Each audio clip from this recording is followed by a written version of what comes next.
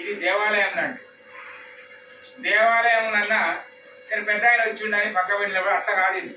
ఇది మీ అందరిది. ఇక్కడ కులాలు మతాలు ఉండవు. ఇక్కడ వచ్చి గౌరవంగా కూర్చోండి. అర్థమైందా? ఇన్ని కుర్చీలు తెప్పించిన మీరు కూర్చుంటాను. పెద్ద మనుషులు ఉంటారు. ఓకే, పెద్ద మనిషి పాపం నీలాంటి ఎట్లా నిలబడతారండి? కష్టం కదా. అందుకనే గ్రామ పంచాయతీ కార్యాలయం లోపలికి మీరు చెప్పులు కూడా ఇచ్చి రావద్దు. చెప్పులు వేసుకోలేరండి. ఇంకోటి కుర్చీల మీదే కూర్చోండి. ఇది గ్రామ పంచాయతీ కార్యాలయంలో తారతమ్యాలు ఉండవు ఎవరికి కూడా. ఇది ఎవరి ఇల్లు కాదు.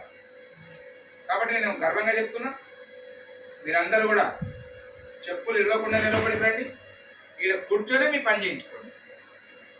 మీకు ఏ ఇబ్బంది అయినా కూడా నాకు చెప్పాలి.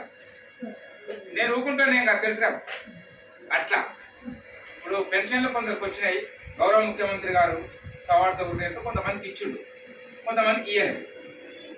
మళ్ళీ కూడా అప్లై చేసుకోవాలి, ఇస్తారు. అయితే గౌరవ ఎమ్మెల్యే గారి సహకారం తోటి 176 మందికి వచ్చినాయి. ఇంకా అందులో మరి 10 మంది 7 రోజులు చనిపోయినట్టు. మళ్ళీ కూడా ఏమంటున్నది గవర్నమెంట్లో అంటే గౌరవ ముఖ్యమంత్రి గారు మళ్ళీ కూడా మీరు దరఖాస్తు చేసుకొని మళ్ళీ మేము ఒక తేదీ ఇస్తాం, డేట్ ఇస్తాం అని అంటున్నారు. కాబట్టి తొందరపడద్దు. వచ్చిన వాళ్ళు అదృష్టవంతులే అనుకోండి. రాని వాళ్ళు ఎవరైనా ఉంటే మామూలుగా ఎవరిని తిట్టొద్దు, మళ్ళీ అప్లై చేసుకోవాలి. అది వ్యవస్థ. అర్థమైందా? ఎప్పుడు కూడా మైనర్ నువ్వు ఇక్కడనే కూర్చోవాలి, వీళ్ళు ఇక్కడే కూర్చోవాలి.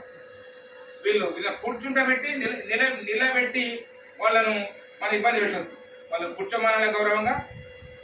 వాళ్ళు ఏ పెద్ద మనుషులు ఏ ఏజ్ గ్రూప్ వాళ్ళైనా మంచిగా కూర్చో, పని చేయించి సంతకాలు పెట్టి పంపి. ఓకేనా?